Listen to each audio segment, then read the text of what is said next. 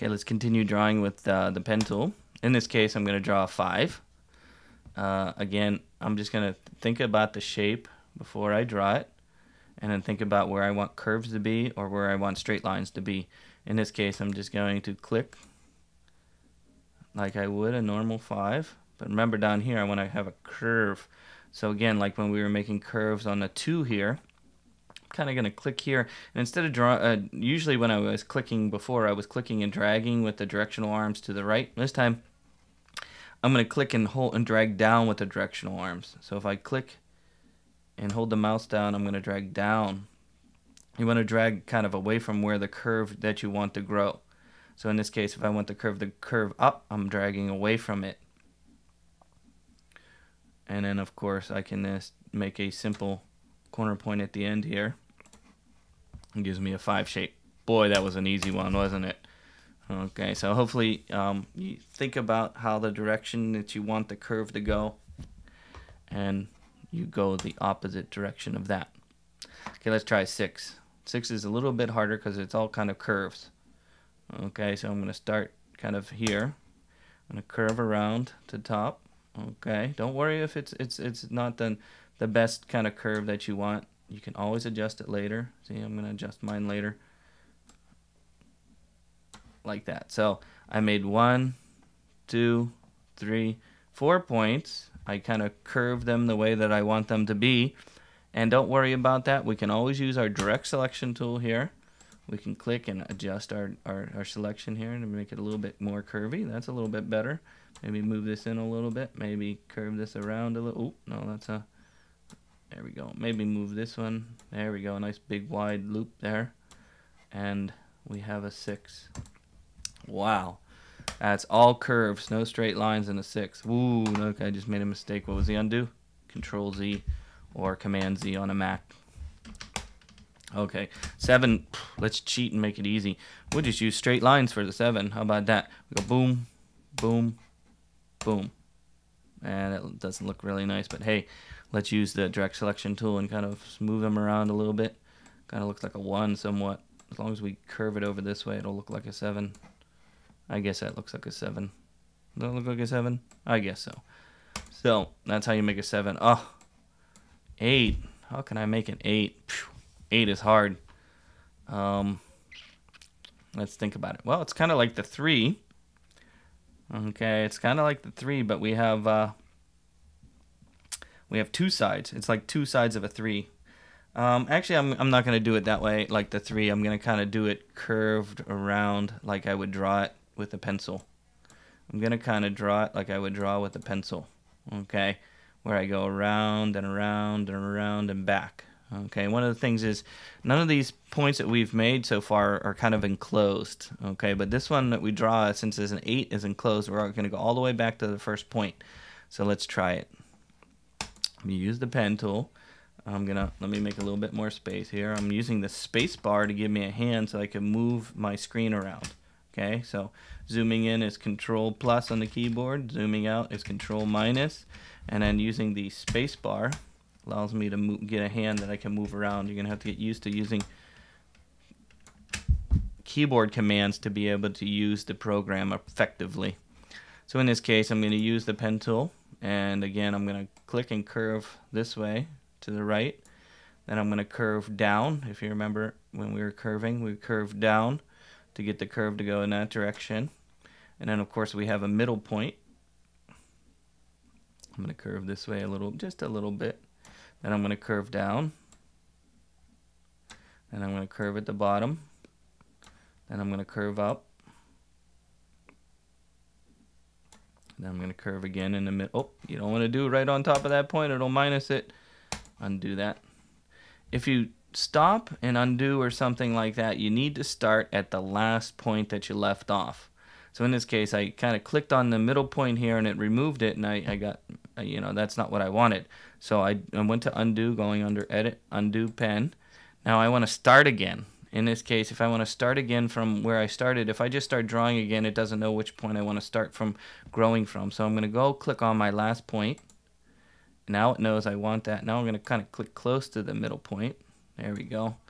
Then curve up like this, and then always go back to the last point right on top. Oh, probably should have dragged that. We can give it.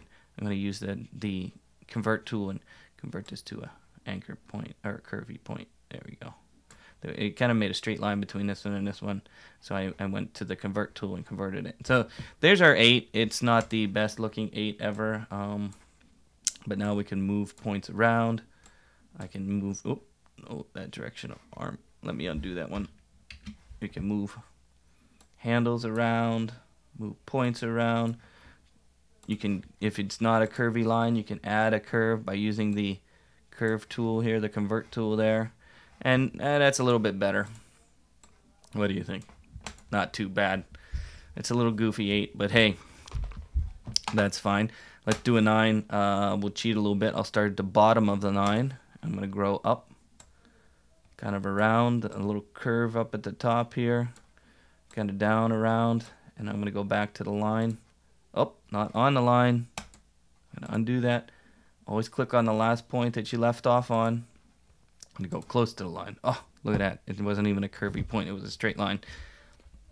But no fret, no fret. We can use the convert tool, convert this to a curvy point, and that looks a little bit better. Use the direct selection tool and add some funness to this. Okay, so this is all I want you to do for what we call boring numbers, because they're not very fun, but this is how you practice using the pen tool. We didn't really use the minus and plus for adding and subtracting points, but that's okay. We'll learn how to use those later. You can think about how they are used. And of course, the plus one will add a new point. The minus one will take one away. So make fun numbers like this.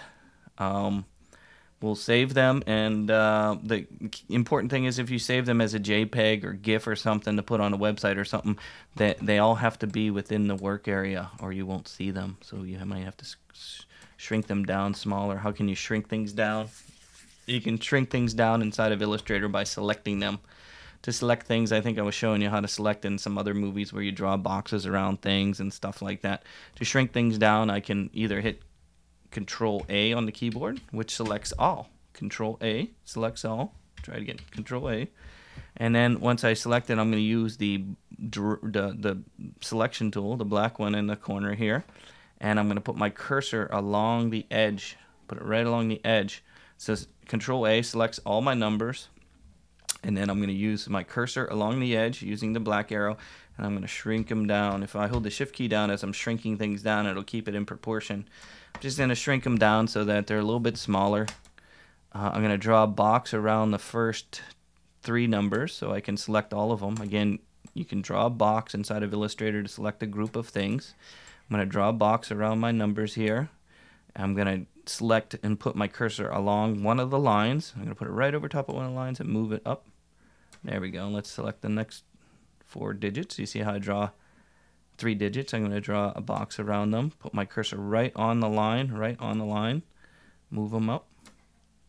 And then I'm going to do the same thing with the last numbers here. I'm going to select them all and move them underneath it. Now, if I was going to save this to put on my website or put on a blog or something like that, so I can show my teacher or show my friends, to do that, I go underneath File, Save for Web and Device right here. Under File, Save for Web and Device. Well, actually, first, let's save it as an Illustrator file first. How about that? So if we go under File, Save As, and let's save it as an Illustrator file. My numbers. There we go. And then let me put it in our class folder so that I might be able to send it to you.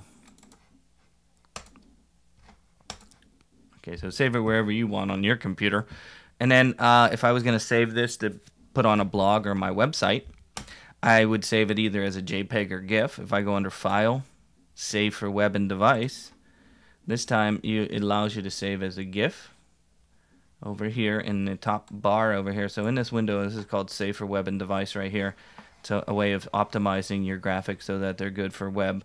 You'll notice that it only saves what's inside the artboard, the black rectangle on the screen there. Oops, you can't see. I'm sorry. There we go. So it only saves what's in there. If you look in the upper corner over here, you'll notice this is where you can change. I'm going to move my window over a little bit more so you can see. This is where you can adjust what format, GIF or JPEG or PNG, SWF, SVG. We'll learn about all these different formats later on in the semester. For right now, if you save as GIF or JPEG, you should be able to post it on some kind of website.